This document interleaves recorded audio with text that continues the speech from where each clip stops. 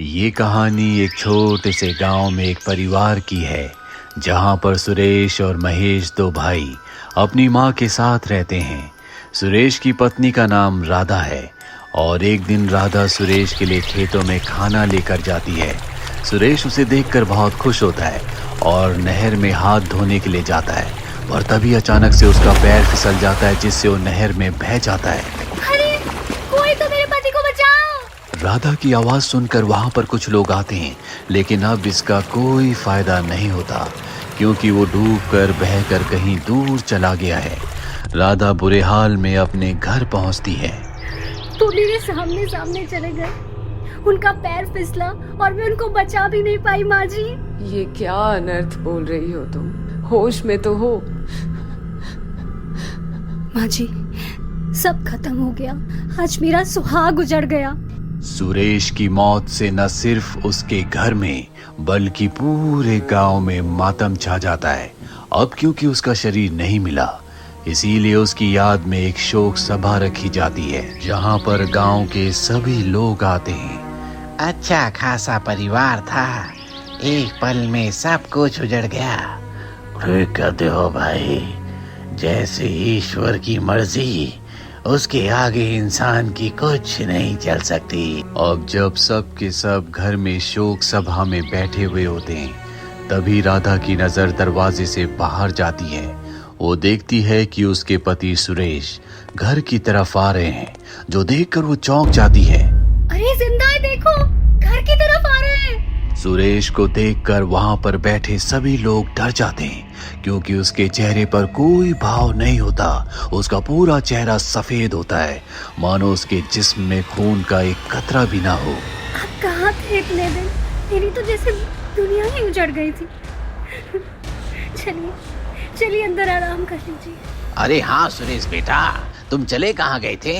इतना दिन पूरा गांव तुम्हारे लिए परेशान रहा। सुरेश ना तो राधा का और ना ही किसी गांव वाले की बात का जवाब देता है और सीधा अपने कमरे में चला जाता है, जिसके बाद गांव वाले भी यहाँ से चले जाते हैं। शाम को सुरेश अपने कमरे से बाहर आता है, जहाँ उसका भाई महेश उससे पूछता है, भैया आप चले कहाँ गए थे?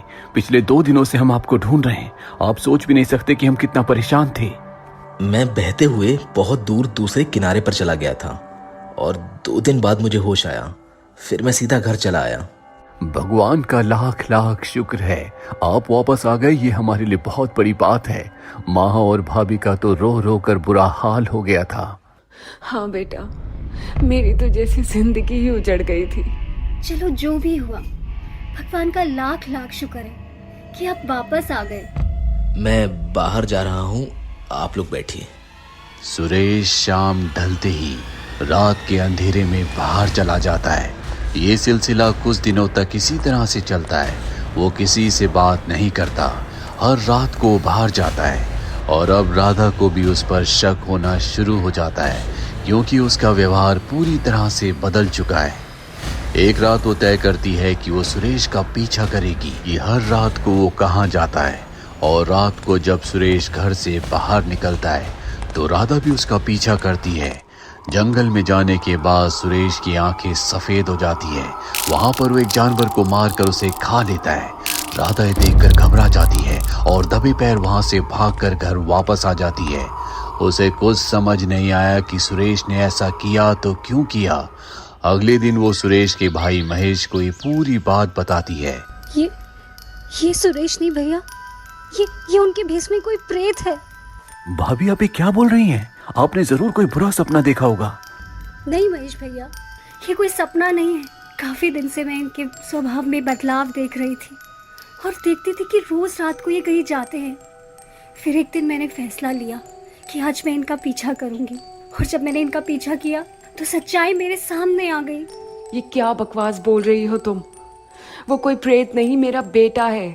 राधा समझ जाती है कि जब तक ये अपनी आंखों से सुरेश के असली चेहरे को नहीं देख लेते, तब तक ये उसकी बात पर विश्वास नहीं करेंगे।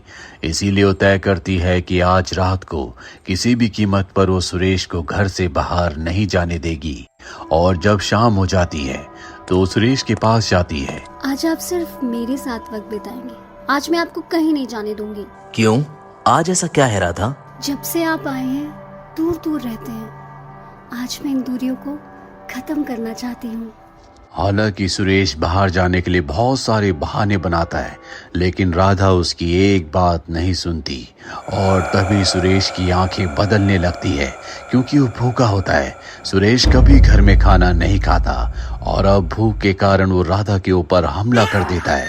राधा अपनी जान बचाने के लिए चिल्लाते हुए बाहर भागती है। सुरेश भी उसके पीछे आता है और अब सुरेश की माँ और उसका भाई उसका असली चेहरा देख लेते हैं। सुरेश यहाँ से जंगल की तरफ भाग जाता है। देख लिया आपने महेश भैया, ये आपके भाई और हमारे पति नहीं है। ये कोई प्रेत है जो हमारे घर में घुस के बैठा है। हमारे पति तो नहर में बहने के बाद वापस आए ही नहीं। ये मेरा बेटा नहीं हो सकता। मैं कल ही कुलगुरु को बुलाकर इस बला से पीछा छुड़वाती हूँ। कुछ घंटों के बाद सुरेश वापस आ जाता है। उसके कपड़ों पर खून लगा हुआ है, लेकिन अब उसे किसी बात का डर नहीं है, क्योंकि वो जानता है कि उसकी सच्चाई के बारे में सबको पता चल चुका है। अगर मेरे काम में किसी ने बाधा डाली या फिर मेरे बारे में किसी को बताया तो मैं तुम में से किसी को जिंदा नहीं छोड़ूंगा। अब यही मेरा घर है। मैं अंदर आराम करने जा रहा हूँ। रात को एक बार फिर से अपने शिकार पर निकलूंगा। कुछ देर के बाद माँ कुलगुरु को घर लेकर आती है और सब कुछ बताती है कि उनके साथ क्या क्या हुआ। कुलगुरु सुरेश के कमरे में जाते हैं जहाँ पर वो सो रहा होता है।